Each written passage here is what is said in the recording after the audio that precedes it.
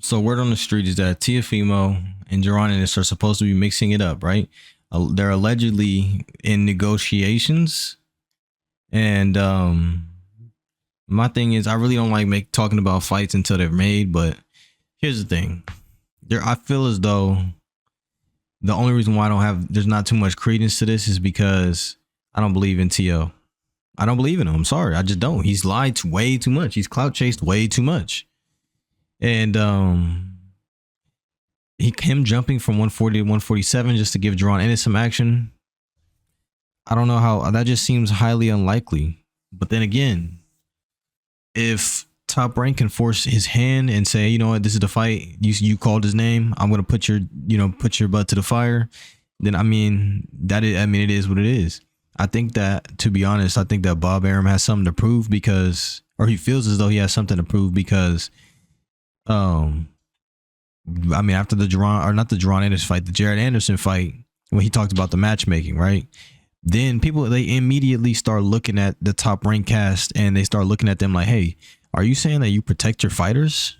Are you saying that you purposely make them fight in foregone conclusions? Is that what you're saying, Bob Arum? And then next thing you know, Abdullah Mason's fight is a challenge. He matches up Abdullah Mason with somebody dangerous. Next thing you know, he's matching up, even though Keyshawn's fight, he cooked. The dude was a dangerous guy. You know what I mean? And not only that, he was like 15 pounds overweight. There's a whole lot going on. But basically, it seemed as though Bob Arum's matchmakers have a chip on their shoulder. And I think that, to be honest, even though I think Jaron Ennis beats T.O., right? I think that he beats him bad. I think that the matchmaking, though, he kind of has a bit of an axe to grind with the public who's been criticizing his matchmaking process and, the method to his madness when it comes to matchmaking all of his fighters.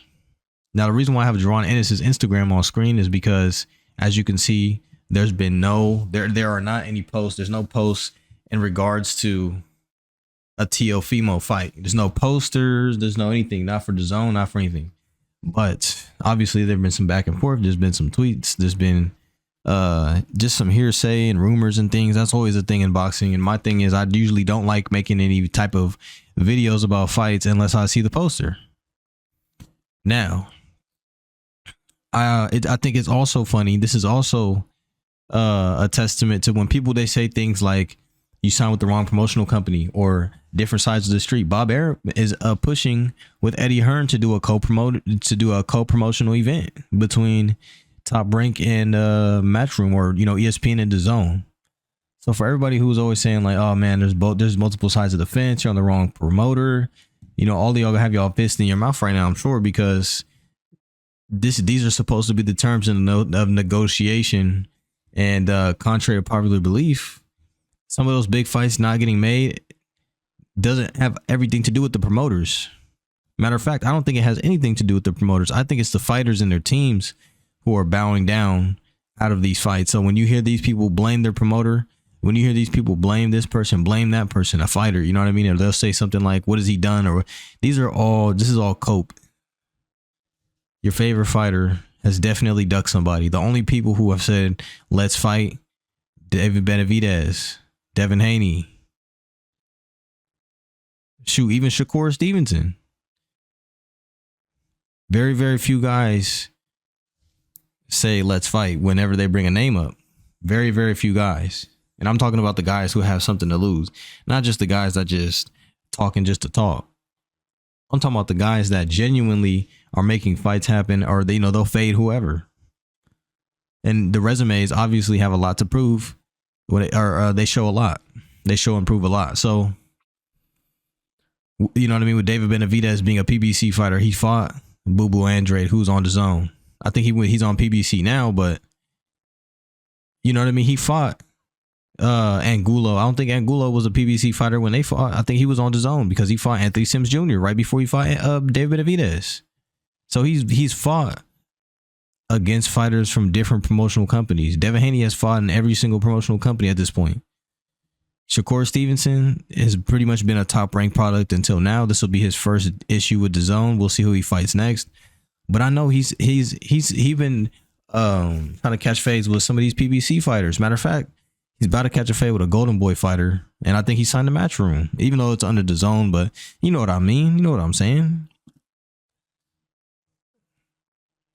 Whenever I hear some of these fighters speak, I always take it with a grain of salt. The Jaron situation, it was a bit sticky, but if this comes to fruition, this Teo and Jaron business, I'm not gonna say it's gonna rectify the Virgil and Madrimov fight, because to be honest, they said that fight was already in the works for a little bit anyway. I don't know if it was going to be Virgil and Jaron on the card when they announced that fight, you know, a few days before that narrative had even started, but yeah, I don't know.